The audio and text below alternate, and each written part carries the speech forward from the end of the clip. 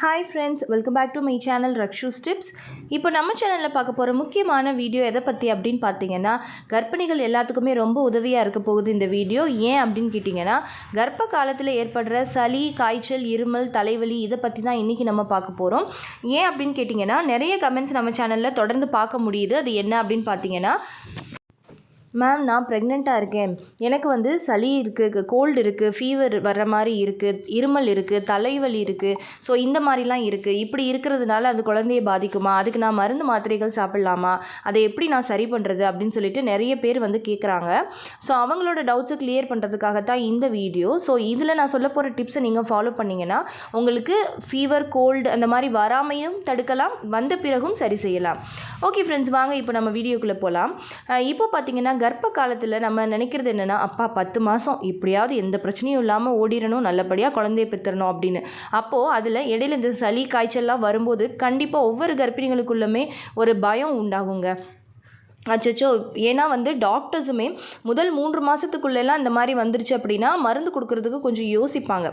ஏன்னா முதல் 3 மாத காலம் அப்படிங்கிறது ரொம்பவே ஒரு முக்கியமான காலகட்டம். அந்த காலகட்டத்தில் தான் குழந்தையோட உறுப்புகள் எல்லாமே நல்லா உருவாகிற நேரம். அந்த நேரத்தில் அவங்க தேவையில்லாத மெடிகேஷன்ஸ் கொடுக்கறதுக்கு டாக்டர்ஸ் ரொம்பவே யோசிப்பாங்க. ஸோ அந்த மாதிரி நேரத்தில் நமக்கு ஒரு சளி, காய்ச்சல், தலைவலி அந்த மாதிரி எதுவும் வந்தாலோ, இருமல் ரொம்ப அதிகமாக இருந்தாலும் நமக்குள்ளேயும் ஒரு பயம் வந்துடும். அச்சோ என்ன பண்ண போகிறோம், இதுக்கு நம்ம மருந்து சாப்பிட்டா நம்ம குழந்தையை பாதிக்குமா, ரொம்ப அதிகமாக இருமுனா நம்மளோட குழந்தையை பாதிக்குமா அப்படின்னு சொல்லி பயப்படுவோம்.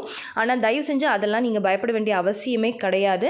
இருமல்னால நீங்கள் எவ்வளோ இருமுனாலுமே சரி, அது உங்களோட குழந்தையை எந்த விதத்துலையுமே பாதிக்கவே பாதிக்காது. உங்களோட கரு நல்ல சேஃபாக தான் இருப்பாங்க. அதனால நீங்கள் அதை நினச்சி யாரும் worry பண்ணிக்க வேண்டாம். இப்போது ஓகே, கர்ப்ப காலத்தில் அதுவும் இப்போ பார்த்தீங்கன்னா இந்த டிசம்பர், நவம்பர் சீசனில் பார்த்தீங்கன்னா கண்டிப்பாக இந்த கோல்டுங்கிறது ரொம்பவே ஒரு சாதாரண விஷயமா இருக்கும்.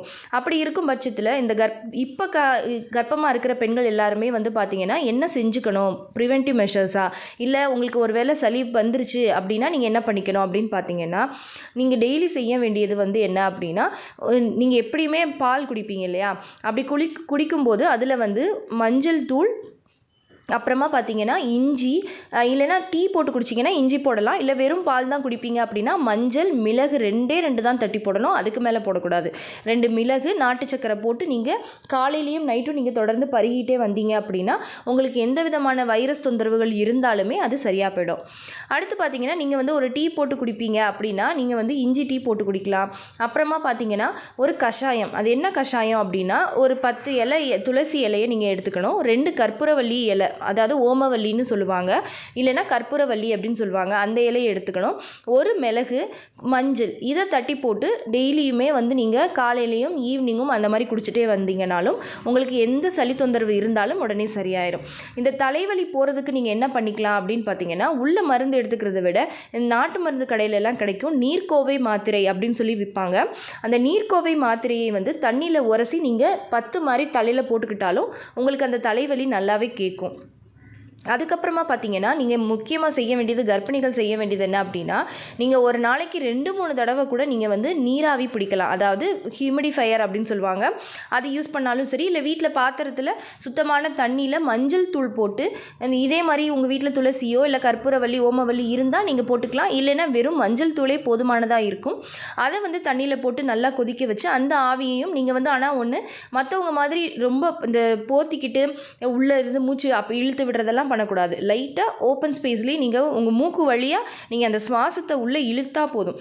அந்த மாதிரி நீங்கள் ஒரு நாளைக்கு 2-3 தடவை கூட நீங்கள் செய்யலாம். அதுக்கப்புறமா பார்த்தீங்கன்னா, ரொம்ப ஒரு முக்கியமான எஃபெக்டிவான ஒரு விஷயம் என்ன அப்படின்னா, தேன்.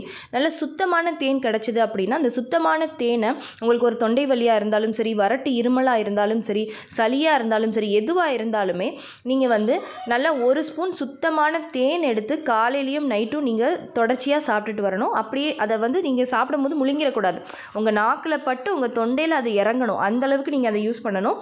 அதுக்கப்புறமா ரொம்ப வறட்டு இருமல் தொடர்ச்சியாக இருக்குது அப்படின்னா நீங்கள் காலையிலையும் நைட்டும் வெதுவெதுப்பான தண்ணியில் தேன் கலந்து நல்லா மிக்ஸ் பண்ணி அதை டெய்லியுமே காலையிலையும் சாயந்தரமும் நீங்கள் நைட்டும் குடிச்சிட்டே வந்தீங்க அப்படின்னா, படுக்க போகும்போதெல்லாம் பார்த்திங்கன்னா நிறைய இருமல் வரும். அந்த நேரத்தில் இதை குடிச்சிட்டு நீங்கள் படுத்தீங்க அப்படின்னா உங்களுக்கு நல்ல ஒரு சீக்கிரமான நல்ல ரிசல்ட்ஸ் கிடைக்கும்.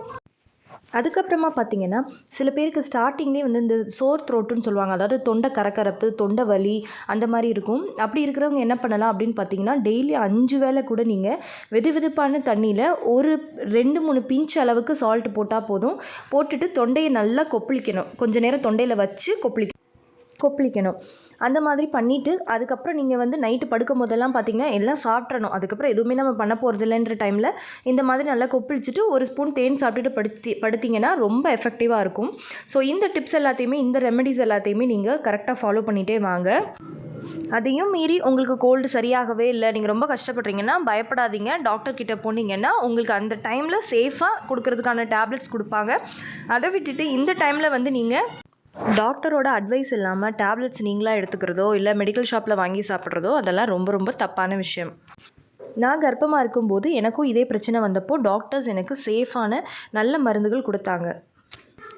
ஓகே ஃப்ரெண்ட்ஸ், இந்த வீடியோ கண்டிப்பாக உங்களுக்கு யூஸ்ஃபுல்லாக இருந்திருக்கும்னு நினைக்கிறேன். இந்த வீடியோ உங்களுக்கு யூஸ்ஃபுல்லாக இருந்திருந்தால் மறக்காமல் லைக் பண்ணுங்கள், கமெண்ட் பண்ணுங்கள் அண்ட் மற்றவங்களுக்கும் மறக்காமல் ஷேர் பண்ணுங்கள். அண்ட் நம்ம சேனலை இது வரைக்கும் நீங்கள் சப்ஸ்கிரைப் பண்ணாமல் பார்த்துட்ருக்கீங்க அப்படின்னா மறக்காமல் சப்ஸ்கிரைப் பண்ணிவிட்டு பக்கத்தில் இருக்க பெல் ஐக்கானை கிளிக் பண்ணி ஆல் கொடுத்துருங்க. ஓகே ஃப்ரெண்ட்ஸ், பாய், தேங்க்யூ.